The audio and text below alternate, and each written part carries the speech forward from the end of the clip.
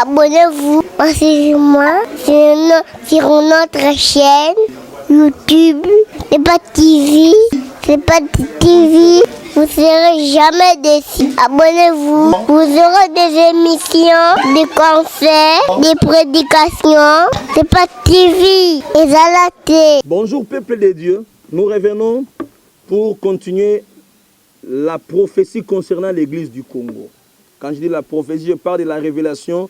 J'ai fait l'allusion à la révélation du 5e et 6e jour de ce que Dieu nous a donné en 2002. Ceux qui suivent ces numéros ou les numéros passés dans notre YouTube peuvent voir l'intégrité de cette prophétie, de cette révélation. Alors, nous voulons parler de l'église du Congo, mais permettez-nous de chanter cette chanson d'une province de notre pays, en Congo, qui dit la bonne nouvelle est arrivée sur la terre, afin que tout celui qui croira ait la vie à travers la bonne nouvelle. Écoutons la bonne nouvelle. Samwambote waizo banza, samuo waluvuluzwe, onsona kwetambula o, moyamvu ketambula. Samwambote waizo banza, samuo waluvuluzwe, onso wena betambula o, moyamvu ketambula. Luwa samwambote ye, basimba samwambote yoyo, natao kwa kaka, onso wena betambula o, moyamvu ketambula.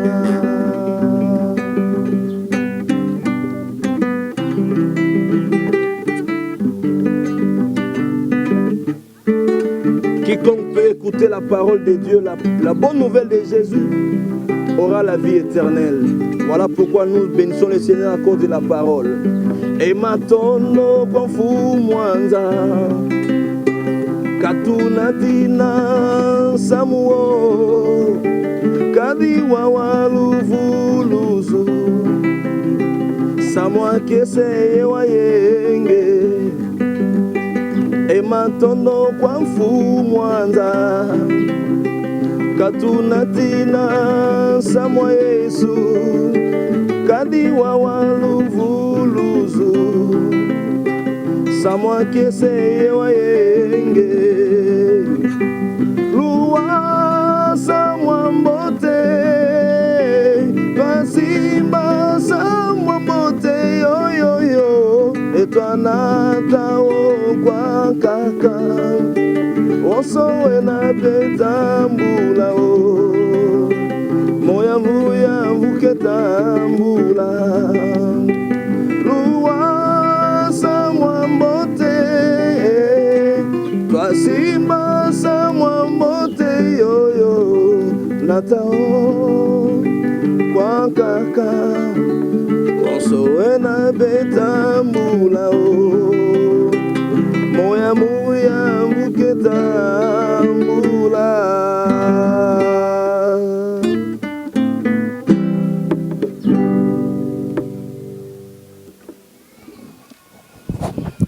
Que Dieu bénisse sa parole, que Dieu bénisse les compositeurs de cette chanson.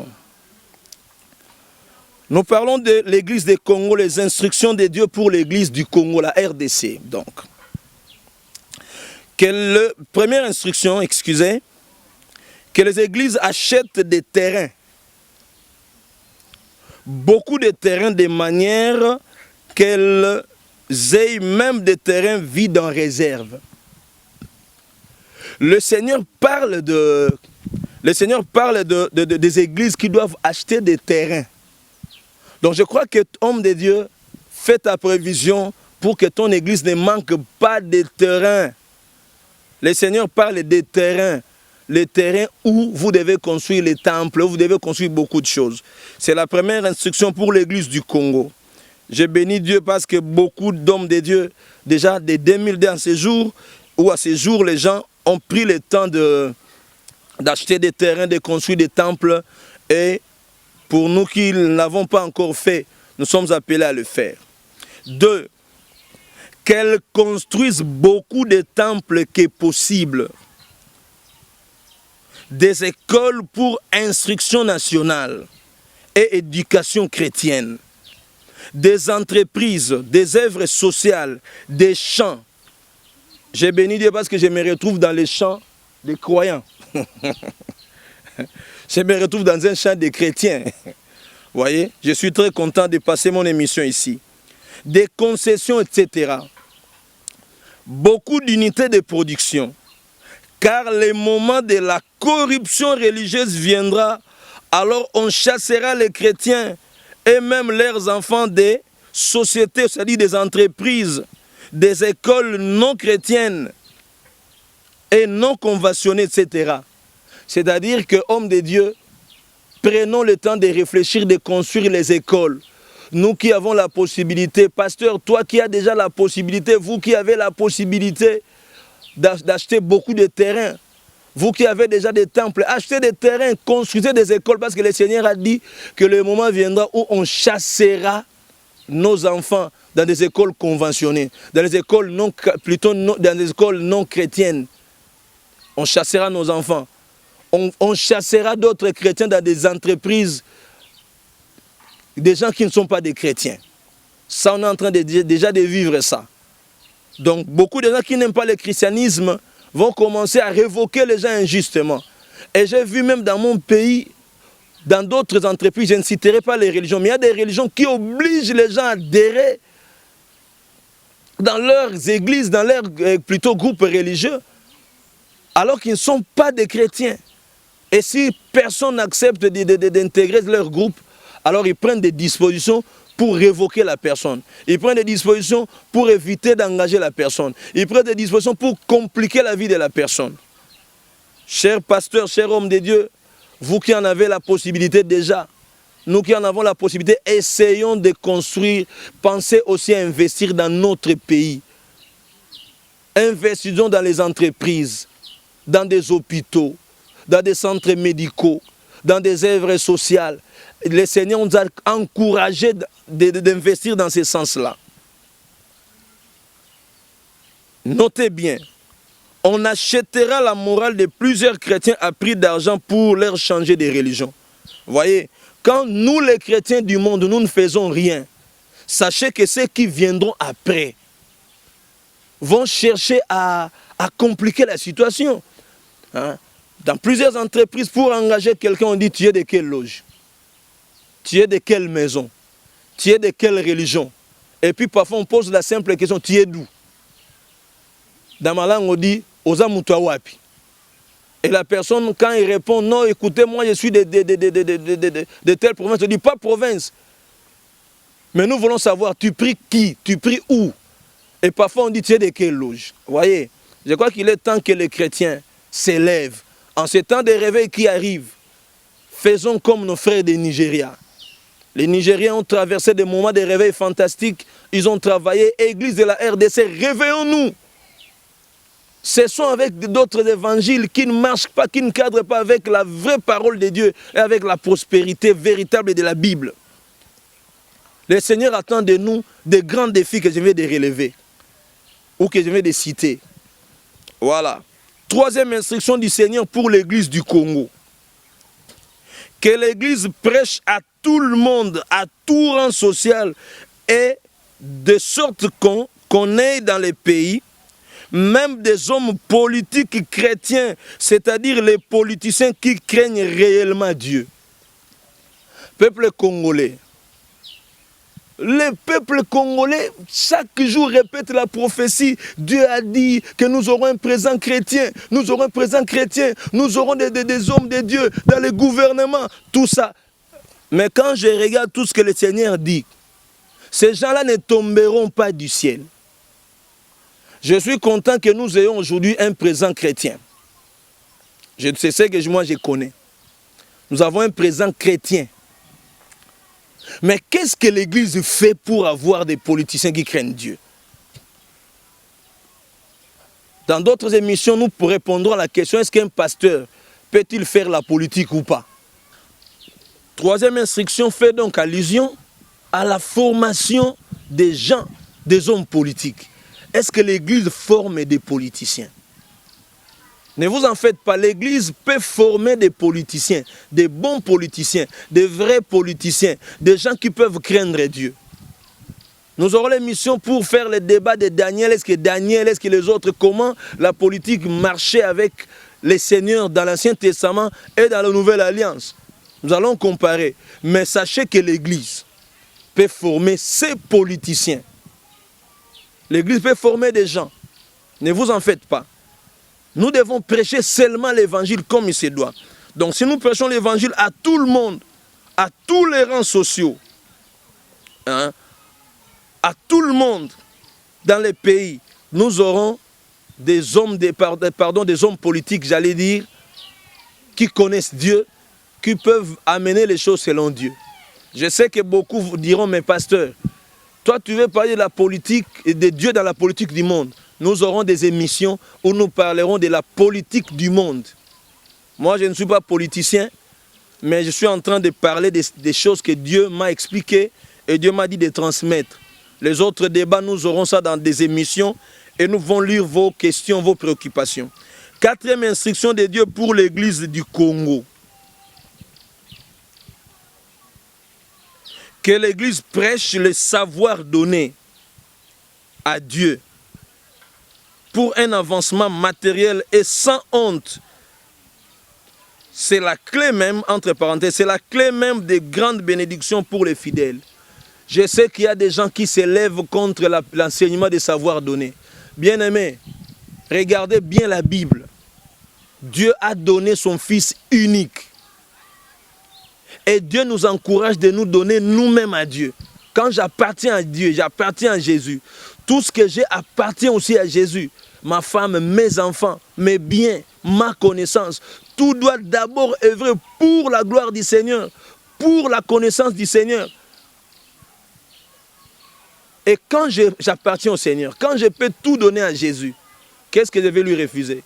Donc j'étais en train de dire que le savoir donné doit être prêché. Je ne parle pas de l'évangile de la prospérité, non.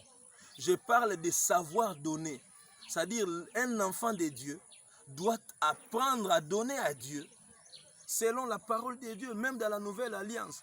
Les débats sur les dîmes, tout ça, ce sont des faux débats. Nous devons donner à Dieu notre vie, tout ce qui nous appartient. C'est-à-dire, je peux aller même à 90%, je peux donner à Dieu 100% de ce que j'ai. Ce n'est pas un problème, ce n'est pas un péché. C'est ma conviction, c'est ma foi. Donc, enseignons aux enfants de Dieu, enseignons donc aux chrétiens à donner sans honte. Nous ne devons pas avoir honte de prêcher le savoir donner. C'est une voie de bénédiction pour tout enfant de Dieu. Dieu lui-même a donné, donc nous devons donner. Afin que tout aille pour le mieux. Quatrième instruction, plutôt cinquième, donc quatrième je passe. Cinquième instruction de Dieu. Que l'Église prêche le travail. L'Église du Congo. Que l'Église du Congo prêche le travail. Que tout travail est béni par Dieu. C'est ça que Dieu demande. C'est-à-dire, l'Église doit prêcher, dire aux gens que tout travail est béni par Dieu. Car Dieu bénit l'argent provenant de la sueur des fronts. Vous voyez, dans notre pays, il y a eu tellement des évangiles qui ont encouragé la paresse. Il y a eu tellement des évangiles qui ont encouragé l'oisiveté. Il y a tellement de prédications qui ont fait des gens, des pasteurs à temps plein. Quelqu'un se réveille parce qu'il ne trouve pas du boulot, dit je vais commencer le boulot. Et commence par devenir, s'autoproclamer pasteur. Ce n'est pas normal. C'est vrai que Dieu reconnaît les pasteurs à temps plein. Ça existe. Si Dieu ne t'a pas encore appelé à être à temps plein dans l'église, va chercher du travail. Travaille. Prêche le travail. Prêche le boulot. Que les gens travaillent. Le travail, c'est une institution de Dieu. Le travail est venu même avant le péché. Dieu a créé l'homme pour qu'il cultive la terre, pour qu'il domine tout ça. C'est ce que la Bible dit dans Genèse chapitre 1, 2. Il faut prêcher le travail, pasteur. Travailler n'est pas une punition. Frère, travailler n'est pas un péché. Je sais que tu vas me dire, mais où est-ce que je peux trouver le travail? Je me retrouve dans les champs de quelqu'un. Vous voyez, à côté de moi, il y a les matembele, il y a les bitekou-tekou, il y a tout ici. Mais c'est le boulot. C'est lui qui travaille ici, c'est un serviteur de Dieu, il travaille avec moi comme l'un des pasteurs. Vous voyez, ça dit nous devons travailler. Moi, on m'a appris dans la formation qu'un pasteur, c'est toujours un travailleur. Même le pasteur qui est à temps plein à l'église, celui qui connaît ses principes est toujours travailleur. Si tu ne travailles pas chez quelqu'un, tu peux travailler dans ton propre compte et tu gères l'église. Tu gères tes choses à toi. Être à temps plein ne veut pas dire que tu ne peux pas faire autre chose. Dans mon pays, nous n'écrivons pas. Pourquoi ne pas écrire des livres, publier des livres, publier des articles? Je bénis Dieu pour des hommes de Dieu qui écrivent. Je suis en train de lire, je ne citerai pas les noms, mais des pasteurs que nous admirons dans nos pays. Il y a beaucoup de grands pasteurs qui sont en train d'écrire. Il y a beaucoup de jeunes pasteurs qui sont comme moi, en train d'écrire. Et moi qui vous parle, je suis en train d'écrire. Dieu nous accordera la grâce de publier beaucoup de choses. Je suis en train d'écrire cette prophétie. Ça peut faire un grand livre, cette révélation. Afin d'argumenter, de l'argumenter par rapport à la Bible, de l'argumenter par rapport au discernement de la prophétie, par rapport à la prophétie biblique. Vous voyez? Donc j'encourage mes bien-aimés, écrivez, créez du boulot, créons du travail. Hein? Peut-être que tu te demandes, toi qui parles, qu'est-ce que tu fais? Je suis corps enseignant. Ne t'étonne pas, je suis l'homme de la craie et je suis membre du bureau, hein, dans une grande école de Kinshasa. Donc je suis membre de la direction. Et je sers Dieu, je continue à étudier, j'apprends dans les choses du Seigneur, et je dis seulement à titre d'exemple. Donc j'encourage, toi qui travailles à temps plein, va encore loin. Toi qui travailles à temps partiel, ne croise pas les bras, continue à travailler jusqu'à ce que Dieu t'appelle à temps plein. Donc il faut que nous prêchions le travail. Église du Congo, diminuons les gens à la permanence. Diminuons de paresseux. Hein? Évitons trop de prophéties. Écoutez, toi, on t'a ensorcelé. Tout ça, frère. Les sorciers ne peuvent pas bloquer un enfant de Dieu. Les sorciers ne peuvent pas bloquer un enfant de Dieu. Les sorciers ne peuvent pas empêcher un enfant de Dieu d'évoluer. Voyez, que la parole de Dieu prenne place dans ton cœur, que la foi agisse en toi. Donc, prends le courage, cherche le boulot, crée, tourne ton cerveau. Tu as une richesse là dans le cerveau. Pasteur, je ne dis pas que nous ne devons pas prêcher la délivrance. Je ne dis pas que nous devons prêcher autre chose. Mais le Seigneur a insisté que nous prêchons le travail. Moussala, Kisalo. Il faut travailler. Nous devons travailler. Même quand tu es pasteur, qui vous dit qu'un pasteur doit être un paresseux? Un homme de Dieu doit être un travailleur.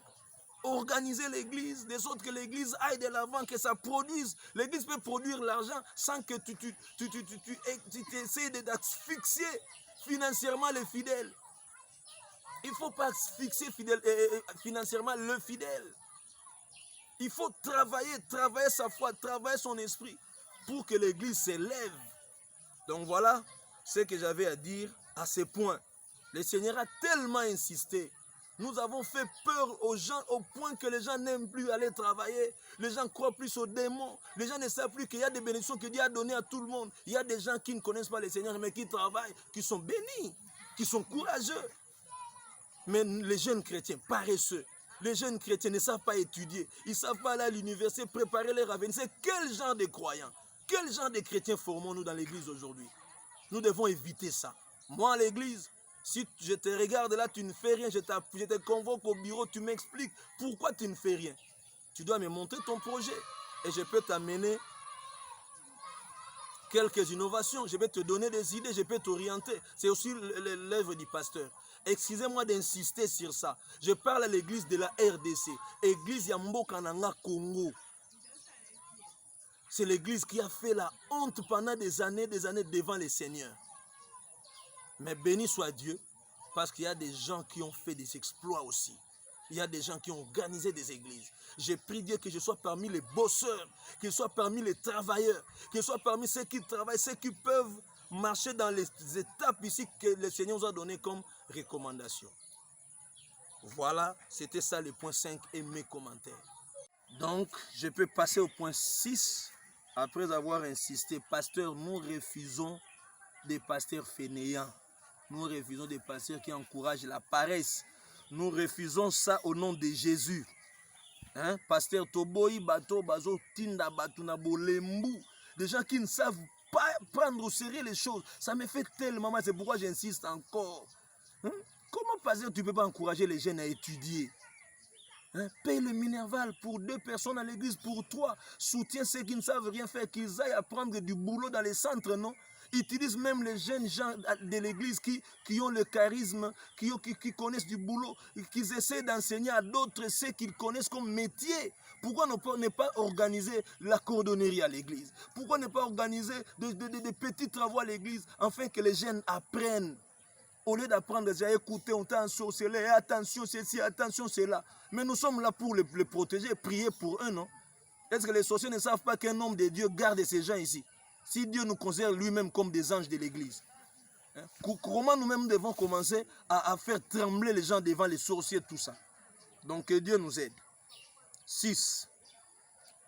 Que l'église, donc 6e instruction de Dieu à l'église du Congo, que l'église prenne son autorité pour former les hommes et les femmes d'affaires craignant Dieu. Suivez bien. Que l'église prenne des dispositions. Que l'église prenne son autorité pour former les hommes et les femmes d'affaires craignant Dieu et pouvant être capables de soutenir le pays. Je ne fais que transmettre ce que Dieu m'a dit. Peut-être toi qui me suis, tu es chrétien, tu es fille, tu es fils de Dieu. Tu es appelé à soutenir le pays en tant qu'opérateur économique chrétien, entre parenthèses, dans les jours à venir. Parce que le Seigneur a prévu qu'il y ait des opérateurs économiques chrétiens dans ce pays. Des opérateurs économiques. Voyez? Notez bien. Dieu donnera l'économie de ces pays aux chrétiens. Mais il cherche quelqu'un à qui il confiera cette mission. Donc c'est à vous qui me suivez de discerner ça. Regardez, Dieu a dit qu'il donnera l'économie de ces pays aux chrétiens, c'est-à-dire à ses enfants. Mais il cherche à qui il va donner cette économie-là. Il cherche quelqu'un à qui il confiera cette mission. Peut-être que cette phrase, la personne à qui Dieu va confier la mission de l'économie, nous en parlerons dans nos dernières vidéos. Dans nos dernières vidéos, donc, on fera allusion à ça. Le pays est dominé par les vols et la corruption, même chez ceux sur qui Dieu peut compter. Nous avons un problème en RDC. Il y a 2 problèmes que Dieu m'a fait voir. Dieu a dit les vols et la corruption ont détruit le pays, les vols et la corruption. Ouais, vous savez que le vol est systémique dans ce pays. Je ne dis même pas systématique. Je dis systémique, c'est-à-dire dans les systèmes du travail, le circuit administratif est organisé de telle sorte qu'il y a du vol là-dedans. Donc de la même manière que notre squelette est incorporé dans notre corps, le vol est systémique. Hein? La corruption est systémique et en même temps systématique. Parce que tout le monde là où il travaille, il se retrouvera dans un circuit de corruption. Vous voyez? En même temps, il sera obligé de créer un circuit de corruption encore. Donc le système se crée encore autour de la personne. Lui-même se trouve dans un système de la corruption. Mais dans l'entretemps, il va se retrouver aussi autour de lui, un autre système va se créer. Et c'est comme ça que j'ai dit, le Seigneur a dit que le vol est systémique et systématique. Donc voilà, que le Seigneur veut que l'Église prenne le temps de former des hommes d'affaires. J'ai béni les serviteurs de Dieu de mon pays qui prennent du temps pour former les hommes d'affaires, pour enseigner sur les affaires. Pourquoi l'Église ne peut pas enseigner sur la gestion, sur l'entrepreneuriat, le management, le leadership? Ce sont des choses qui doivent être prêchées dans l'Église aussi. Je sais que j'ai utilisé les termes en français puis en anglais les mêmes termes, ne vous en faites pas. Mais je voulais signaler seulement que le souci de Dieu est que l'Église forme les hommes d'affaires. C'est Dieu qui va bénir. Mais l'Église doit encadrer ces gens. L'Église doit préparer les gens. J'aime David. Il a préparé Salomon à la gestion des grandes richesses qu'il a laissées pour que Salomon bâtisse le temple. Vous voyez? Donc nous devons former les gens. Nous devons préparer les gens. L'Église doit préparer les gens. Le Seigneur veut relever dans mon pays des hommes d'affaires. Vous qui me suivez en Amérique, vous qui me suivez en Europe, vous qui me suivez en Océanie, vous qui me suivez en Asie, vous qui me suivez partout en Afrique, il est temps que le peuple congolais s'élève. Chrétien congolais, lève-toi, réveille-toi. Pasteur congolais, lève-toi, réveille-toi. Il n'y a pas seulement à prêcher aux gens, venez donner, donner. Mais prenez aussi les gens d'encadrer, le temps plutôt d'encadrer ces gens-là. Comment on peut créer? Comment on fait l'étude de faisabilité sur terrain? Comment tu peux créer des petites affaires? Comment quitter des petites affaires aux moyennes affaires? Comment aller des moyennes affaires aux grandes affaires? Comment le faire? C'est possible. Il n'y a pas que les Nigériens. Il n'y a pas que les autres pays. Pourquoi pas nous les Congolais, chrétiens congolais? Nous sommes fils du même Père, le Dieu créateur. Nous avons le même Seigneur Jésus-Christ en qui nous avons été baptisés et dans le même esprit, le Saint-Esprit. Comment nous devons rester derrière comme ça? Ça, c'est mon exhortation sur ce que Dieu a dit. Ce que je lis, c'est ce que Dieu m'a dit.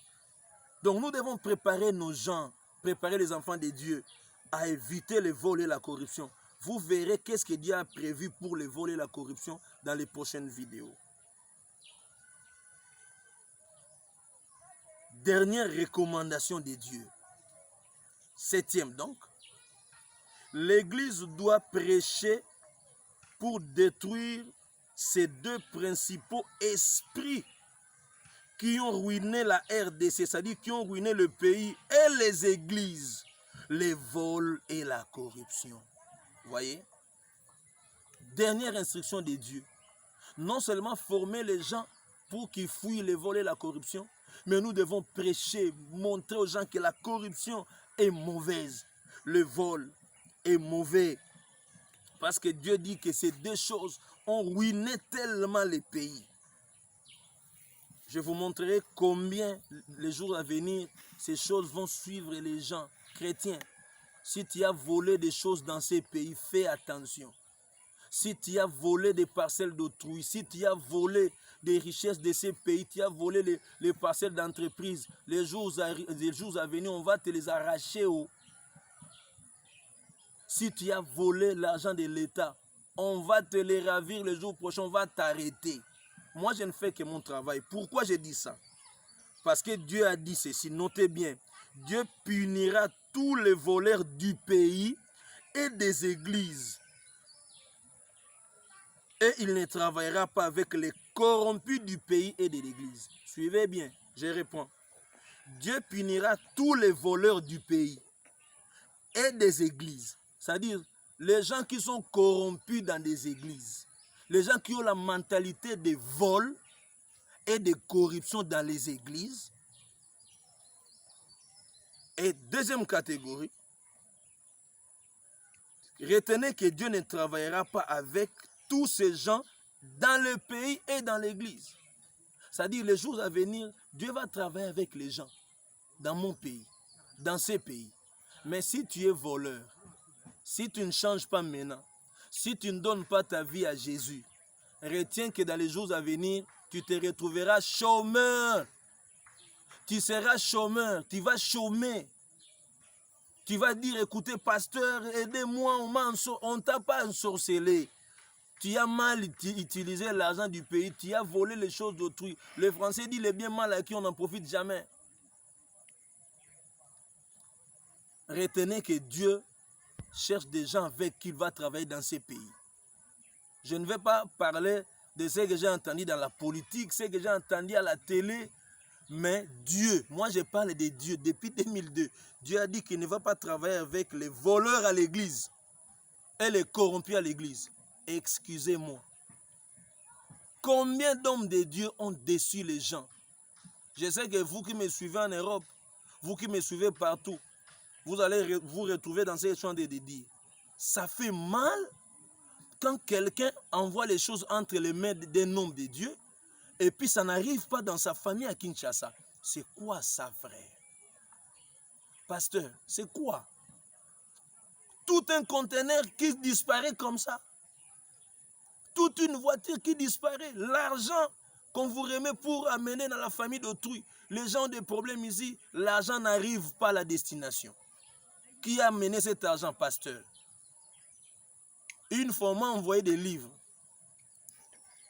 J'ai un de mes frères que j'ai encadré dans les Seigneurs, qui est dans un pays européen. Il dit, pasteur, en tout cas, je n'ai rien à t'envoyer. Est-ce que je peux envoyer l'argent? J'ai dit, envoie-moi des livres, des Bibles.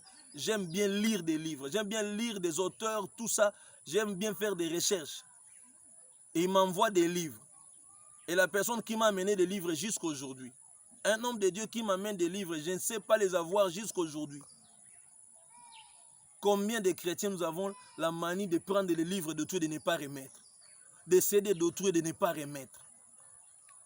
Hommes de Dieu, enfants de Dieu, faisons un effort. Prochainement, je vous parlerai des vols. Et ici, Dieu voulait parler des vols dans le sens des biens matériels, dans le sens des finances. Allez dans des réunions des hommes de Dieu, entre guillemets, vous voyez comment les gens sont prêts à se battre pour l'argent. C'est honteux. Permettez-nous de dire ces choses. Je ne fais que mon devoir devant le Seigneur. Les gens vont dans des réunions de pasteurs. Des gens sont en train de se battre pour l'argent. Quelqu'un vient de l'Europe. Il sacrifie peut-être une agence missionnaire, met l'argent en place pour qu'on organise des conférences, former les gens. Le pays a besoin des gens formés. L'argent arrive ici. Écoutez, la personne prend l'argent, elle s'achète une parcelle quelque part, et puis il fuit, et puis cherche des prétextes. On détourne tout, même les choses de Dieu vraiment. Regardez le temps dans lequel nous nous trouvons dans notre pays aujourd'hui. Beaucoup de pasteurs non formés, parce que quand il fallait qu'on forme des gens, vous avez bouffé l'argent. Au Liambongo. On allait former les gens, on allait organiser des conférences. On veut faire des écoles ici pour former les gens. Yo Limbongo. Beaucoup de jeunes pouvaient être formés dans des écoles bibliques ici. Il n'y a pas d'école biblique en RDC. Il n'y a que la KDC qui a des écoles bibliques. Il y a la KDC qui a quelques facultés. Il y a quelques IPC. Écoutez, nous avons besoin que ces pays aient des écoles bibliques, des écoles théologiques, des facultés, pourquoi pas. Et d'autres disciplines aussi. Dieu a besoin qu'on forme les gens dans toutes les disciplines de la vie. Mais j'insiste, c'est parce que ça, ce sont des choses que nous avons vécues. Et ça fait souffrir l'église du pays, ça fait retarder le développement, le réveil dans le pays. Je dis ça parce que le réveil qui va venir va exiger des écoles bibliques, va exiger des écoles théologiques, va exiger tout ça. Donc voilà, j'ai pris le temps de commenter ces choses parce que ça m'a fait mal. Et ce sont des choses que les Congolais connaissent. Dieu nous l'a montré, Dieu nous l'a rappelé. Le vol, la corruption. Mais je vous dis que Dieu ne travaillera pas avec les corrompus. Dieu ne travaillera pas avec les voleurs. Je ne fais que dire ce que Dieu m'a dit. Si tu veux lire ce message, je vais te l'envoyer intégralement tel que je l'ai reçu.